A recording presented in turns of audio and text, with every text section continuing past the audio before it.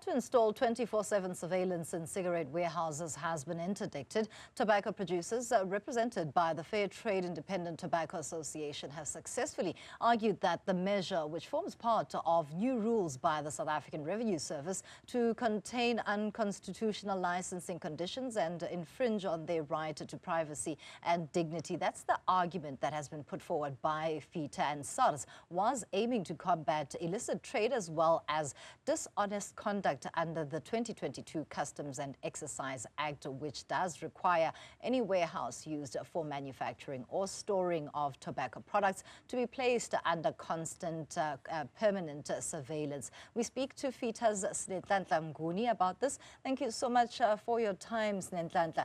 Quite an interesting case. I have no doubt that you are pleased with the outcome. Talk to us about the argument that you put forward.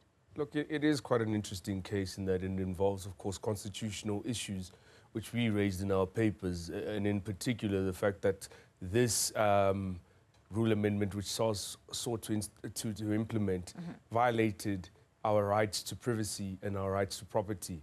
And further, that it was arbitrary. I mean, it hadn't been applied in terms of the global standard anywhere in the democratic world. It only been applied in countries such as Vietnam and China.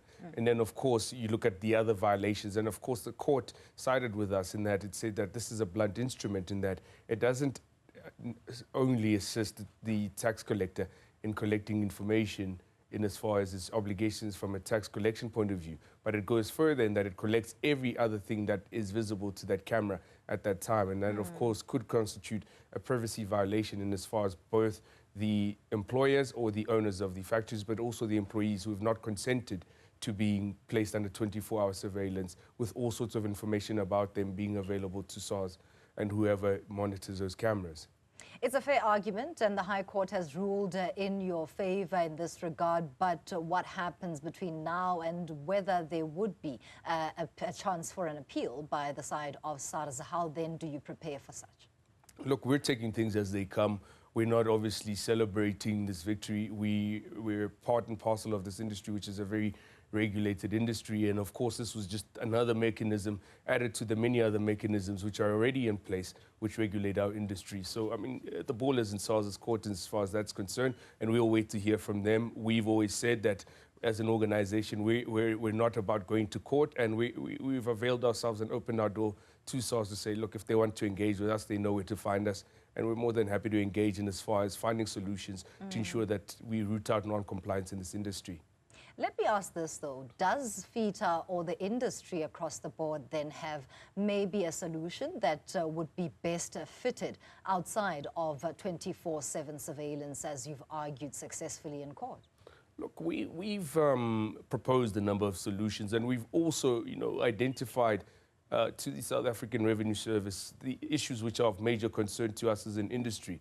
I mean, it's common cause, and I mean, if you go on social media, the predominant, or rather the prevalent issue in as far as non-compliance in the tobacco industry is the rampant amount of cigarettes coming across the border from our neighboring countries, and in particular the Beitbridge border post.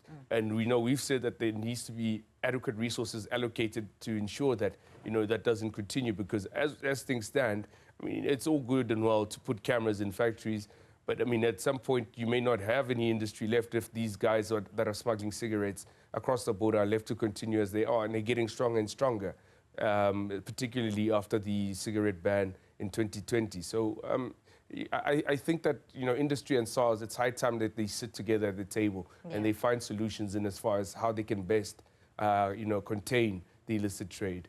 Of course, that collaboration is needed given the magnitude of illicit tobacco trade in this country. How then would you respond to criticism leveled at industry to say, maybe you're hiding something?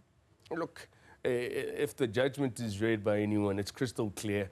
SARS produced no evidence which pointed to particularly our members, any of the applicants being involved in non-compliant conduct. So I think that at this point that is as far from the truth as possible. And I mean, we're open to scrutiny, and where we do wrong, we're happy to take the punishment. But as things stand, that's not the case.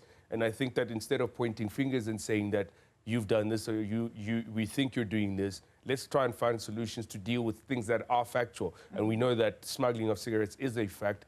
We see detentions weekly, if not daily, all over social media and on TV. As a parting shot, we are coming up to the May 29 elections. On the side of the tobacco industry, where policy and measures that are meant to mitigate against illicit trade, what is it that you want to see in a new administration? Look, we've over the last few years, unfortunately, been treated like an unwanted child by government, and we're just hoping, we understand the difficulties in as far as policy considerations and red tape around the World Health Organization's Framework Convention on Tobacco Control, that it makes it difficult for government to engage the industry. But there are certain issues where I think that, you know, the industry and government could find common ground, discuss them just for the sake of preserving not only jobs, but ensuring that the legitimate industry is preserved for the foreseeable future. It is an industry which contributes a lot of revenue to the fiscus. So there needs to be a sit-down between government and the industry. And like I said earlier on, our door's open. And if they're ready to talk to us, we're more than happy to accommodate them and meet and see what we can do. Thank you so much for your time. Sinenhlanhla Mnguni is with FITA talking to us about their victory in the Pretoria High Court.